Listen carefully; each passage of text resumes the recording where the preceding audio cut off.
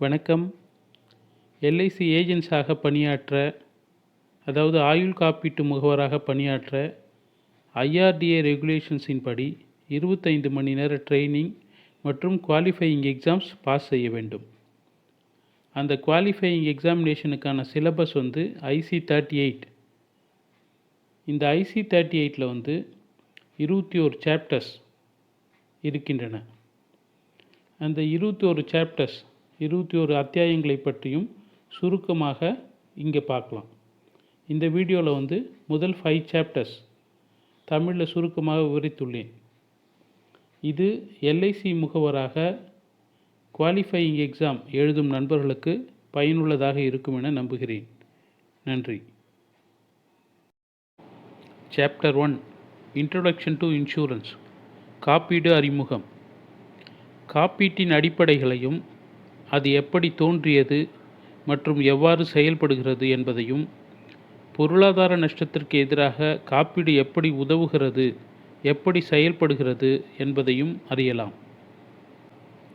காப்பீடு என்பது அபாயங்களை, அதனால் ஏற்படும் பொருளாதார இழப்புகளை கையாளக்கூடியவரிடம், அதாவது காப்பீட்டு நிறுவனங்களிடம் கைமாற்றி விடுவது.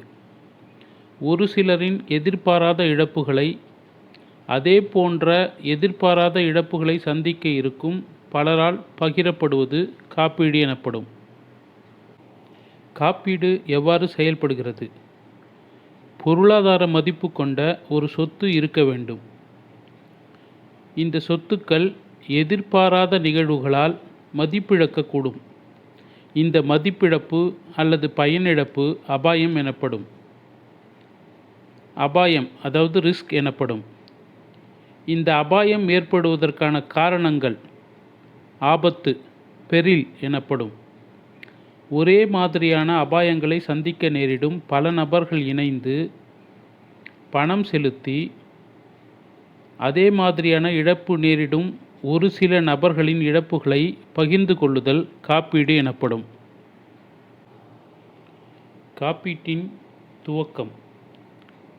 காப்பீட்டின் துவக்கம் லாய்ட்ஸ் காஃபி ஹவுஸ், லண்டனில் உள்ள லாய்ட்ஸ் காஃபி ஹவுஸ் ஆகும். லண்டனில் 1706ஆம் ஆண்டு நிறுவப்பட்ட Amicable Society for a Perpetual Assurance உலகின் முதல் ஆயுள் காப்பீட்டு நிறுவனம் என கருதப்படுகிறது. இந்தியாவில் காப்பீட்டின் வரலாறு பார்த்தால், ஓரியண்டல் லைஃப் இன்சூரன்ஸ் கம்பெனி நிறுவனம் முதலில் நிறுவப்பட்ட ஒரு ஆங்கில நிறுவனம். ட்ரைட்டன் இன்சூரன்ஸ் கம்பெனி லிமிடெட் முதலில் நிறுவப்பட்ட பொது காப்பீட்டு நிறுவனம். Bombay mutual assurance 1870 society limited முதல் இந்திய காப்பீட்டு நிறுவனம். இது மும்பையில் 1870ஆம் ஆண்டு உருவாக்கப்பட்டது. தேசிய காப்பீட்டு நிறுவனம் லிமிடெட் மிக பழமையான காப்பீட்டு நிறுவனம். ஆயுள் காப்பீட்டை நாட்டுடைமையாக்கல். ஆயுள் காப்பீட்டு வணிகம் செப்டம்பர் 1, 1956 அன்று நாட்டுடைமையாக்கப்பட்டது மற்றும் இந்திய ஆயுள் காப்பீட்டுக் கழகம் எல்ஐசி ஆஃப் இந்தியா உருவாக்கப்பட்டது. லைஃப் இன்சூரன்ஸ் கார்ப்பரேஷன் ஆக்ட் 1915 இதன் மூலமாக எல்ஐசி உருவாக்கப்பட்டது. பொது காப்பீட்டை நாட்டுடைமையாக்கல். ஆயுள் மற்றும் பொது காப்பீடு துறையில் ஒரு சட்ட ரீதியான ஒழுங்குமுறை அமைப்பாக அமைய வழிவகுத்தது. இன்று ஆயுள் காப்பீடு தொழில் பொதுத்துறை நிறுவனமாகவும் தனியார் துறையிலும் செயல்படுகிறது. இன்சூரன்ஸ் என்பது எதிர்பாராமல் நிகழக்கூடிய இழப்புகளை அதற்கான பொருளாதார ஈடு செய்வது. அஷூரன்ஸ் என்பது எதிர்பாராமல் நிகழக்கூடிய இழப்புகளுக்கு உத்தரவாதம் அளிக்கப்பட்ட ஒரு தொகையை ஈடு செய்வது. அபாய மேலாண்மை அணுகுமுறைகள். இழப்பு நிலைமையை தவிர்ப்பதன் மூலம் கட்டுப்படுத்துவது. அபாயத்தை தன்னிடமே வைத்திருந்து அதனை சரி செய்தல். அபாய குறைப்பு மற்றும் கட்டுப்பாடுகளால் நிலைமையை சரி செய்தல். இதில் அபாய தவிர்ப்பு மற்றும் அபாய கட்டுப்பாடு சிரமமானது. அபாயத்தை தன்னிடமே வைத்திருத்தல் அபாயகரமானது, பெரிய இழப்புகளை சந்திக்க நேரிடும். மற்றொரு நிர்வகிக்கும்படி அபாயத்திற்கான நிதியை சேகரித்து வைத்தல். இதுவும் பெரிய நிதி சுமை ஏற்படும் போது சிரமமாக இருக்கும். மற்றொரு வழி அபாயத்தை கைமாற்றுதல். ஏற்கனவே சொன்னது போல் அபாயங்களை கையாளக்கூடியவரிடம், அதாவது இன்சூரன்ஸ் நிறுவனங்களிடம் அபாயத்தை கைமாற்றி விடுவது. இதுதான் இன்சூரன்ஸ். இதுதான் சிறந்த வழி. காப்பீட்டின் அடிப்படை விதிகள். சிறியதற்கு அதிக அபாயத்தை எதிர்கொள்ள வேண்டாம்.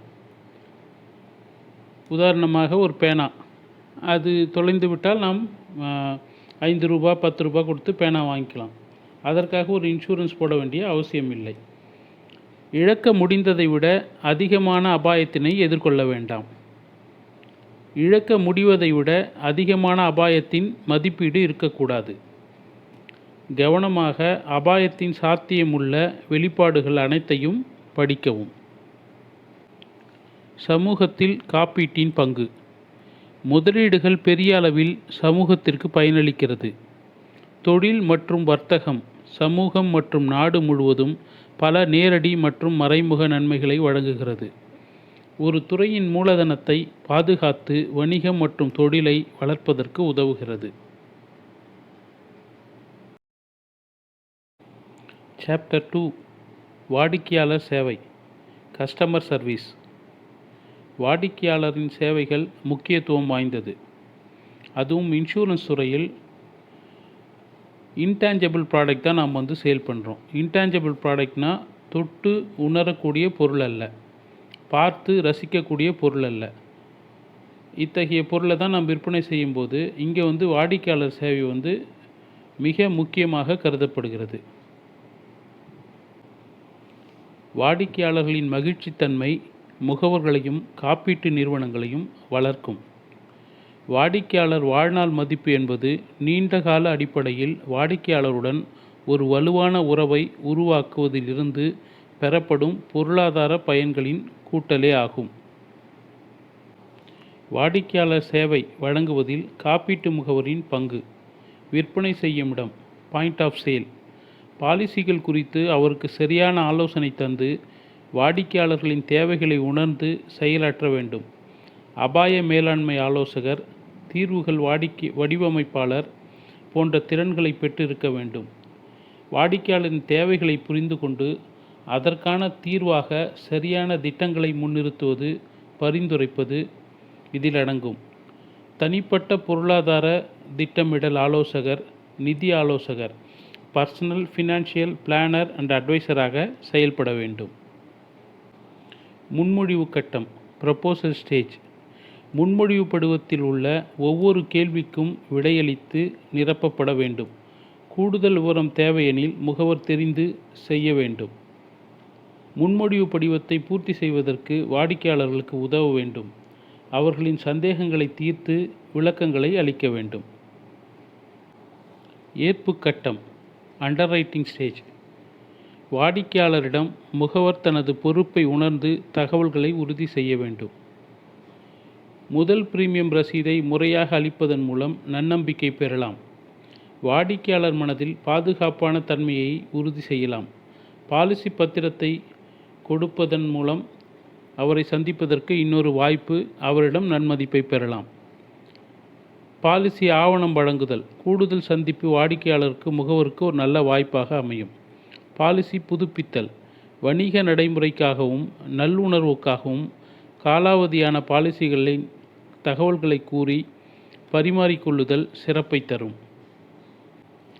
பிரீமியம் செலுத்த அவருக்கு நினைவூட்டுதல், அதற்கு உதவி செய்வதும் சிறப்பான மதிப்பை அவருக்கு ஏற்படுத்தும். ஈடுகோரல் கட்டம், கிளைம்ஸ் செட்டில்மெண்ட். உரிமைகளை ஈடு செய்வதில் முகவரின் பங்கு மிக முக்கியமானது. ஈடுகோரலுக்கான நிகழ்வு குறித்து உடனடியாக பின்பற்றுவது முகவரின் கடமையாகும். மற்றும் நாமினி மாற்றம், விலாச மாற்றம், அசைன்மெண்ட், டூப்ளிகேட் பாலிசி பாண்ட் முதலியவைகளை பெற்றுத் தருவதிலும் பங்கேற்க வேண்டும். குறை தீர்த்தல். குறைகள் தீர்க்கப்படாமல் இருந்தால் வாடிக்கையாளர் ஏமாற்றப்பட்டதாக நினைக்கலாம். அவர் தன்மானம் குறைக்கப்பட்டு சிறுமியாக உணர்வர். ஒரு புகார் என்பது தாமதத்திலிருந்து தொடங்கி வாடிக்கையாளருக்கு நிறுவனத்தின் நற்பெயரையே கெடுத்துவிடும். சிறந்த சேவையே பலனை தரும். குறைதீர்வு மேலாண்மை அமைப்பு புகார்களை சரி செய்வதற்காக உருவாக்கப்பட்டது. தொடர்பு திறன்கள், கம்யூனிகேஷன் ஸ்கில்ஸ். இது முகவருக்கான மிக முக்கியமான தகுதி. நம் வாடிக்கையாளரின் நன்மதிப்பை பெறுவதில் இது முக்கிய பங்காற்றுகிறது. வாய்மொழி, எழுத்து மூலம், அமைதியாக இருத்தல் மூலம், உடல் மொழி மூலம் கம்யூனிகேட் பண்ணலாம். கேட்கும் திறன், முன்பே முடிவு செய்யாமல் இருத்தல் பயன் தரும். சிறந்த கேட்கும் திறன், வாடிக்கையாளர் சொல்வதை கவனித்தல், அதற்கு சரியாக பதிலளிப்பது, முறையாக பின்னூட்டம் தருவது, முறையாக ஃபீட்பேக் தருவது, வாடிக்கையாளர் நிலையில் இருந்து யோசிப்பது, எதையும் முன்கூட்டியே அனுமானிக்காமல் இருப்பது சிறந்த தொடர்புகளை ஏற்படுத்தும். நன்னெறிசார் நடத்தை. நன்னெறி நடத்தை என்பது தன் நலன்களுக்கு முன் வாடிக்கையாளரின் நலன்களை முன்னிலைப்படுத்துவது. நன்னெறி நடத்தை முகவர் மற்றும் காப்பீடு இடையே நம்பிக்கை வளர உதவுகிறது.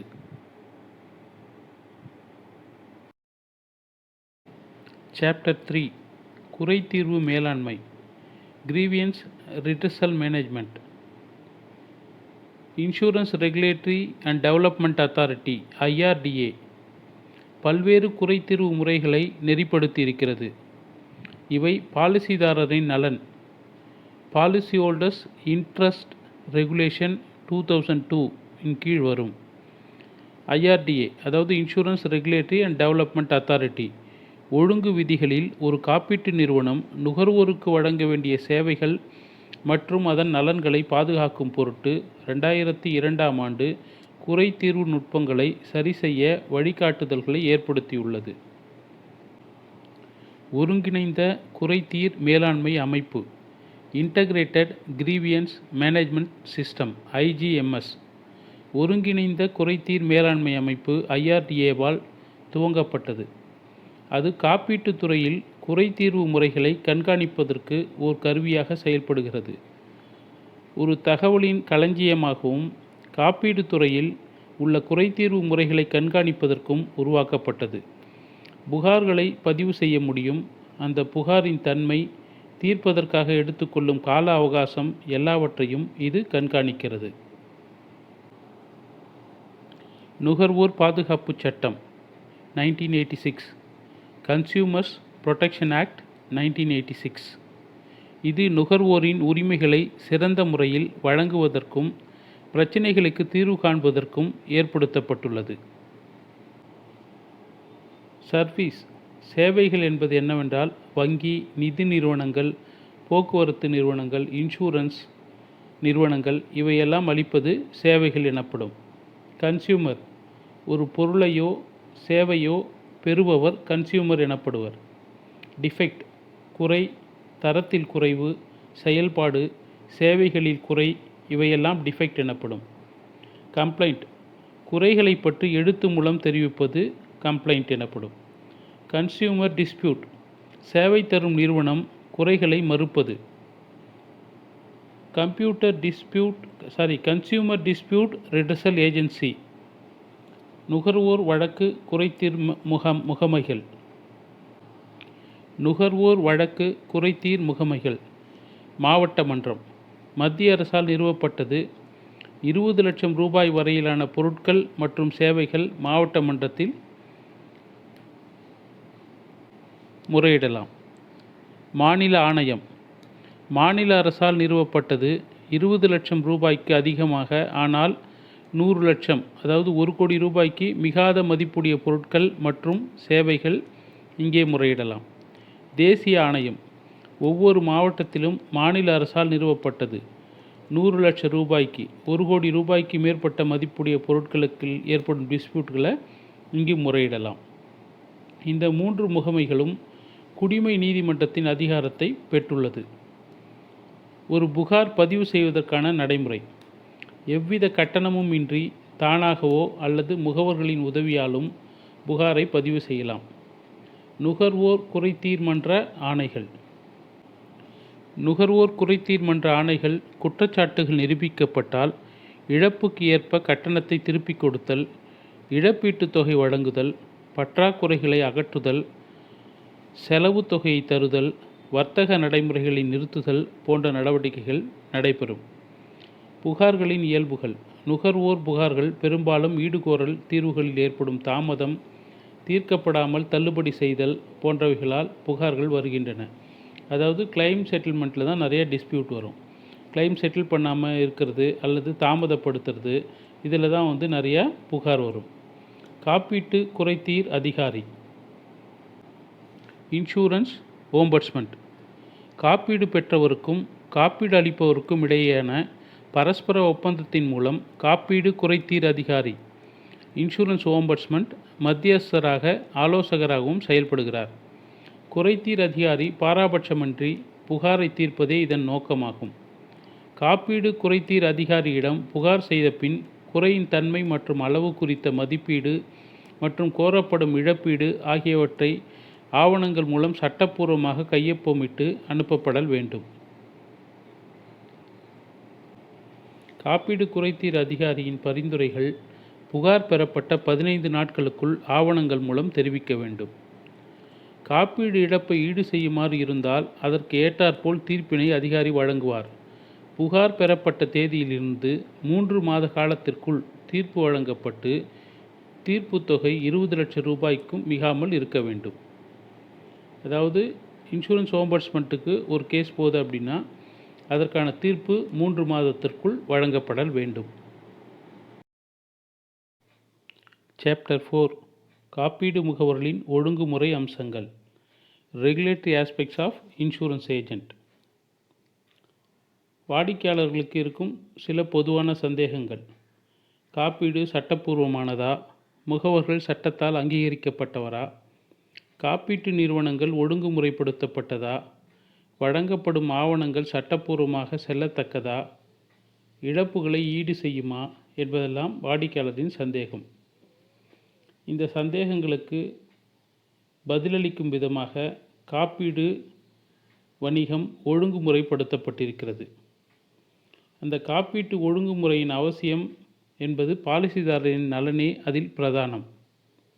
RBI Reserve Bank of India எப்படி வங்கிகளை ஒழுங்குமுறைப்படுத்துகிறதோ, SEBI Securities Exchange Board of India எப்படி கேபிட்டல் மார்க்கெட் பங்கு சந்தையை ஒழுங்குமுறைப்படுத்துகிறதோ, அது மாதிரி IRDA Insurance Regulatory and Development Authority of India insurance கம்பெனிஸை ஒழுங்குமுறைப்படுத்துகிறது.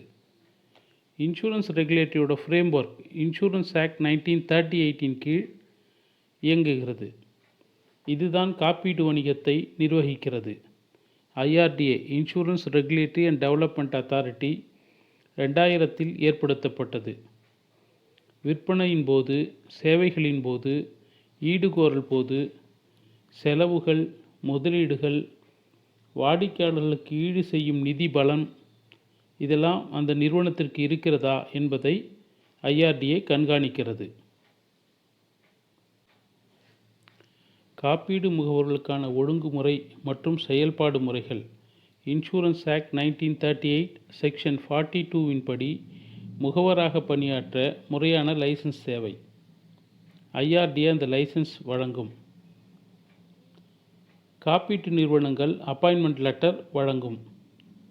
ஆயுள் காப்பீடு மற்றும் பொது காப்பீடு நிறுவனங்களின் முகவர்கள் தனிநபர் மருத்துவ காப்பீடுகளையும் விற்பனை செய்ய முடியும்.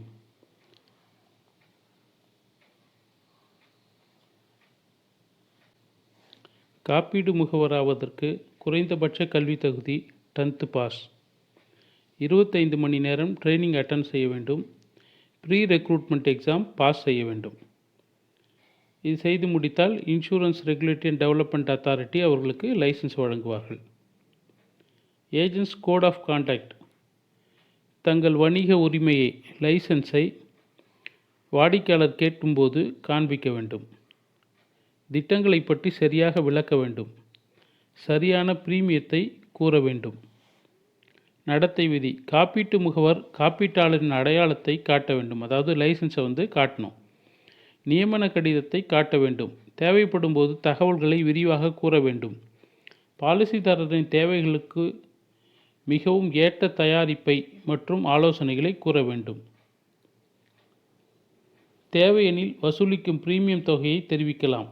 தகவல்களின் தன்மையும் முக்கியத்துவத்தையும் விளக்க வேண்டும். பாலிசிதாரர்களுக்கு ஆலோசனைகளை வழங்க வேண்டும். தேவைப்படும் போது கூடுதலான ஆவணங்களை பெற்றுக்கொள்ள வேண்டும். பூர்த்தி செய்வதற்கு போதுமான உதவியை அளிக்க வேண்டும். கேட்கும்போது தனது கமிஷனை பற்றி தெரிவிக்க வேண்டும். முறையான வணிக உரிமம் இல்லாமல் விற்பனை செய்யக்கூடாது. எது செய்யக்கூடாது? காப்பீடு முகவர்கள் தவறான உரிமம் இல்லாமல் விற்பனை செய்யக்கூடாது. தவறான படிவம், தவறான ஆவணங்களை பெறக்கூடாது. சந்தைப்படுத்துதலை மேற்கொள்ளக்கூடாது. மற்றவரின் முன்மொழியிலும் தலையிடக்கூடாது. மற்றவங்க கேன்வாஸ் பண்ண பாலிசிஸில் போயிட்டு நம்ம இன்டர்ஃபியர் ஆகக்கூடாது. நிறுவனம் கூறாத வித்தியாசமான விலைகள், பயன்கள், விதிமுறைகளை, வரையறைகளையும் வழங்கக்கூடாது. அவரிடமிருந்து எந்த பங்கையும் கேட்கக்கூடாது. வருடங்கள் முடிவதற்கு முன் பாலிசியை நிறுத்துமாறு கூறி புதிய முன்மொழிவை துவங்குமாறு கூறக்கூடாது. ஏற்கனவே அவங்க கட்டிட்டு வர பாலிசியை சரண்டர் பண்ணிவிட்டு புது பாலிசி எடுத்துக்கங்க அப்படின்னு சொல்லக்கூடாது. 5 வருடங்களாக முடியாவிட்டால் ஒரு காப்பீடு முகவராக செயல்படுவதற்கு புதிய உரிமத்திற்கு விண்ணப்பிக்கக்கூடாது. எழுத்து மூலமாகவோ வாய்மொழி மூலமாகவோ பாலிசிதாரர்களுக்கு பிரீமியம் செலுத்த நினைவுபடுத்த வேண்டும். காப்பீட்டு சட்டத்திற்கு முரணாக செயல்படுகின்ற காப்பீட்டு முகவர் மீது 10,000 ரூபாய் வரை அபராதம் விதிக்கப்படலாம். நடத்தை விதிமீறல் உள்ளிட்ட செயல்பாடுகள் மற்றும் புறக்கணிப்புகளுக்கு 1 கோடி ரூபாய் வரையிலான அபராதத்திற்கும் உட்படலாம். ஒரு காப்பீட்டு முகவர் ஒரு இன்சூரன்ஸ் கம்பெனிலேருந்து இன்னொரு இன்சூரன்ஸ் கம்பெனிக்கு மாற்றிக்கலாமான்னா மாற்றிக்கலாம். ஒரு காப்பீட்டு முகவர் மூலம் நியமனத்தின் ராஜினாமா ஒப்புவிப்பு விஷயத்தில் பின்பற்ற வேண்டிய நடைமுறை. காப்பீட்டாளர் திருப்பி ஒப்புவிக்க விரும்பினால் நியமிக்கப்பட்ட காப்பீட்டு அதிகாரியிடம் நியமன கடிதம், அடையாள அட்டையை ஒப்புவிக்க வேண்டும். அவங்களோட லைசன்ஸை அவங்ககிட்ட சரண்டர் பண்ணிவிட்டு ரிசைன் பண்ணிடணும். ஒப்புவித்த தேதியிலிருந்து 15 நாட்களுக்குள் 1C படிவம் பெற்று அதிகாரி நிறுத்துதல் சான்றிதழை வழங்க வேண்டும். நிறுத்துதல் சான்றிதழை கொண்டு புதிய காப்பீட்டு நிறுவனத்திடம் சமர்ப்பிக்க வேண்டும். 90 நாட்களுக்கு பிறகு மேலே குறிப்பிட்ட காப்பீட்டு முகவர் விண்ணப்பத்தை புதிய காப்பீட்டாளர் பரிசீலிக்க வேண்டும். சாப்டர் 5 காப்பீட்டு ஒப்பந்தத்தின் சட்ட கோட்பாடு. Legal principles of insurance. காப்பீடு ஒப்பந்தம் அபாயங்களுக்கு எதிராக நிதி பாதுகாப்பை வழங்க ஒப்பந்த உடன்பாடு ஏற்பட்டு பாலிசி வடிவில் செயல்படுகிறது. காப்பீடு என்பது காப்பீட்டு நிறுவனம் பிரீமியம் என்று அழைக்கப்படும் ஒரு விலை அல்லது கருதுகை மூலம் குறிப்பிட்ட அபாயங்களுக்கு எதிராக நிதி பாதுகாப்பை வழங்க ஒப்புக்கொள்வதாக ஒரு ஒப்பந்த உடன்பாடு. ஒப்பந்தம் என்பது இரு கட்சிகளிடையே சட்டத்தால் அமல்படுத்தப்பட்ட ஓர் உடன்பாடு. இங்கே இரு கட்சிகள் என்பது இன்சூரன்ஸ் நிறுவனம் மற்றும் இன்சூரன்ஸ் எடுப்பவர் அவரை குறிக்கும். ஒரு காப்பீட்டு ஒப்பந்தத்தின் சட்ட அம்சங்கள். இது இந்திய ஒப்பந்த சட்டம் 1872, இந்தியன் கான்ட்ராக்ட் ஆக்ட் 1872 கீழ் வரும். ஒப்பந்தம் என்பது இரு கட்சிகளிடையே சட்டத்தால் அமல்படுத்தப்பட்ட உடன்பாடாக இருக்கிறது. காப்பீட்டாளர் அதாவது காப்பீட்டு நிறுவனம், காப்பீடு பெறுபவர் பாலிசிதாரர் இருவருக்கும் இடையே உள்ள உடன்பாடு. செல்லுபடியாகும் ஒப்பந்தத்தின் ஆக்கக்கூறுகள். ஒரு ஒப்பந்தம் எப்போது செல்லும்? கீழ்கண்ட ஆக்கக்கூறுகள் இருந்தால் அந்த ஒப்பந்தம் செல்லத்தக்கதாக கருதப்படும். அளித்தல் மற்றும் ஏற்றுக்கொள்ளுதல். ஒருத்தர் அளிக்கணும், மற்றவங்க ஏற்றுக்கொள்ளணும். 2 பேரும் உடன்பட்டு செய்து கொள்வதுதான் ஒப்பந்தம். கருதுகைன்னா அதற்கு ஒரு விலை. இன்சூரன்ஸில் பொறுத்தவரையிலும் பிரீமியம் என்பது ஒரு கருதுகை. கட்சிகளிடையே உடன்பாடு. இருவருக்கும் கருத்து ஒருமித்து உடன்பாடு ஏற்படுவது. தடையற்ற ஒப்புதல். எந்த ஃபோர்ஸும் இல்லாமல் 2 பேரும் ஒப்புதல் அளிப்பது. கட்சிகளின் தகுதி, அதாவது பிரீமியம் கட்டக்கூடிய தகுதி பாலிசி ஹோல்டர்ஸ்க்கு இருக்கா அப்படின்னு சொல்லிட்டு பார்க்குறதும், கிளைம் செட்டில்மெண்ட் செய்யக்கூடிய தகுதி இன்சூரன்ஸ் கம்பெனிஸ்க்கு இருக்கிறதா அப்படின்னு சொல்லிட்டு பார்க்குறதும் கட்சிகளின் தகுதி. சட்ட உரிமையாகும். அளித்தல் மற்றும் ஏற்றுக்கொள்ளுதல் மிக முக்கியமானது. ஒரு முன்மொழிவாளர் காப்பீட்டு திட்டத்தின் விதிகளை ஏற்றுக்கொண்டு வைப்புத் தொகையை செலுத்தி தனது இசைவை தெரிவிக்கிறார். முன்மொழிவு ஒரு பாலிசி ஆகிவிடுகிறது. சட்டப்பூர்வமான கருதுகை கன்சிடரேஷன். ஒப்பந்தம் இரு கட்சிகளுக்கும் லாபத்தை கொண்டிருக்க வேண்டும். பாலிசிதாரரின் பக்கத்தில் வரும் கருதுகை பங்கு மற்றும் இழப்பீடுகளை தருகின்ற வாக்குறுதி. காப்பீட்டு நிறுவனத்தின் கருதுகை பங்கு, அதாவது பிரீமியம். கட்சிகளிடையே உடன்பாடு அக்ரிமெண்ட் பிட்வீன் பார்ட்டிஸ். இருவருமே ஒரே அர்த்தத்தில் ஒரே விஷயத்தை ஒப்புக்கொள்ளல் வேண்டும். தடையற்ற ஒப்புதல் ஃப்ரீ கன்சென்ட். அச்சுறுத்தல், தகாத ஆதிக்கம், மோசடி, திரித்து கூறுதல், தவறு ஏற்படும்போது அது சட்டப்படி செல்லத்தக்க ஒப்பந்தம் ஆகாது. கட்சிகளின் தகுதி கெப்பாசிட்டி ஆஃப் பார்ட்டிஸ். ஒப்பந்தம் செய்கின்ற போது இருவரும் சட்டப்பூர்வமாக தகுதி பெற்றிருக்க வேண்டும். மேஜராக இருத்தல் வேண்டும், மைனராக இருத்தல் கூடாது.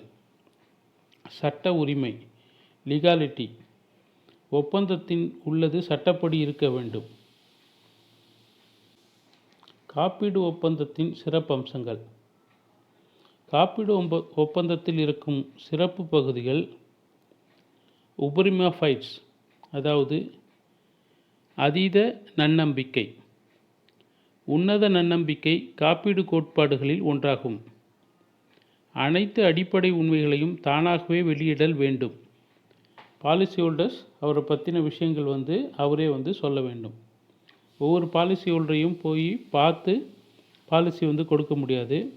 அவர் சொல்லியிருக்கிற அந்த விஷயங்களை வைத்து அந்த விஷயங்களின் அடிப்படையில் இந்த பாலிசியை நம்ம ஏற்றுக்கிறோம். அவர் சொல்கிறது உண்மையான தகவல்களை சொல்லியிருப்பார் அப்படின்ற அதீத நன்னம்பிக்கையோடு அந்த பாலிசியை நம்ம ஏற்றுக்கிறோம். வணிக ரீதியான ஒப்பந்தங்களும் அவர்களுடைய பரிவர்த்தனையில் தன்னம்பிக்கையை பின்பற்ற வேண்டும். அனைத்து அடிப்படை உண்மைகளையும் வெளியிடல் வேண்டும். சட்டப்பூர்வமாக அனைத்து அடிப்படை உண்மைகளையும் வெளியிட வேண்டியது சட்டப்பூர்வமான கடமையாக உள்ளது. ஒரு காப்பீட்டு ஒப்பந்தத்தில் நுழையும் போது உண்மையை காப்பீட்டு பெற்றவர் திரித்து கூடக்கூடாது.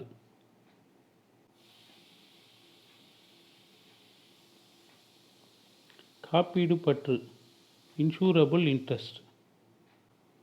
காப்பீடு பற்று இன்சூரபிள் இன்ட்ரெஸ்ட் அத்தியாவசிய உட்பொருளாகவும் காப்பீடு சட்டத்தின் முன் தேவையாகவும் கருதப்படுகிறது. காப்பீடு பற்று இன்சூரபிள் இன்ட்ரெஸ்ட் அப்படின்னா என்னென்னா, ஒரு பொருள் அவருக்கு தான் உரிமையானதா, அந்த பொருளினால் ஏற்படும் இழப்பு அவரை சாருமா என்று பார்த்து அந்த இழப்பு யாருக்கு ஏற்படுமோ அவருக்குத்தான் அந்த பொருளின் மீதான காப்பீடு பற்று இன்சூரபிள் இன்ட்ரெஸ்ட் இருக்கிறது என்பது உறுதி செய்ய வேண்டும். காப்பீடு பற்றி இருக்க வேண்டிய நேரம். எப்போது இன்சூரபிள் இன்ட்ரெஸ்ட் இருக்கணும் ஒரு பாலிசி எடுக்கிறதுக்கு அப்படின்னு சொன்னால், பாலிசி எடுக்கும்போதும் அவர் அந்த பாலிசி எடுக்கிறவர் எந்த பொருள் மீது பாலிசி எடுக்கிறாரோ அந்த பாலிசிக்கு உரிமையானவராக இருக்க வேண்டும்.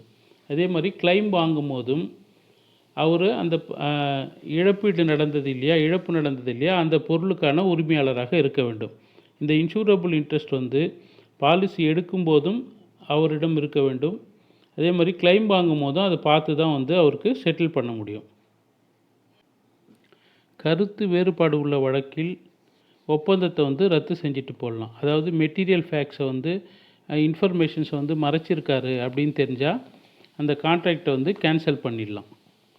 அதே மாதிரி ஃப்ரீ லுக்கின் பீரியட் அப்படின்னா, ஒரு பாலிசியை விற்பனை செய்துட்டோம், அந்த பாலிசி பாண்ட் பாலிசி ஹோல்டருக்கு போய் சேர்ந்துச்சு. பாலிசி ஆவணங்கள் அதில் படித்து பார்க்குறாரு, நம்ம சொன்ன விஷயங்கள் எதுவுமே அவருக்கு அதில் இல்லை, அவருக்கு அந்த பாலிசி பிடிக்கல அப்படின்னா பாலிசி எடுத்து பாலிசி பத்திரம் அவர் கைக்கு சென்று சேர்ந்து 15 நாட்களுக்குள் அந்த பாலிசியை அதாவது ஃப்ரீ லுக்கின் பீரியடில் 15 டேஸ்க்குள்ளே அந்த பாலிசியை திரும்பி காப்பீட்டு நிறுவனத்திடமே ஒப்படைத்து விடலாம். கட்டிய பணத்தை அவர் திரும்ப வாங்கிக்கலாம். இது ஃப்ரீ லுக்கின் பீரியட்.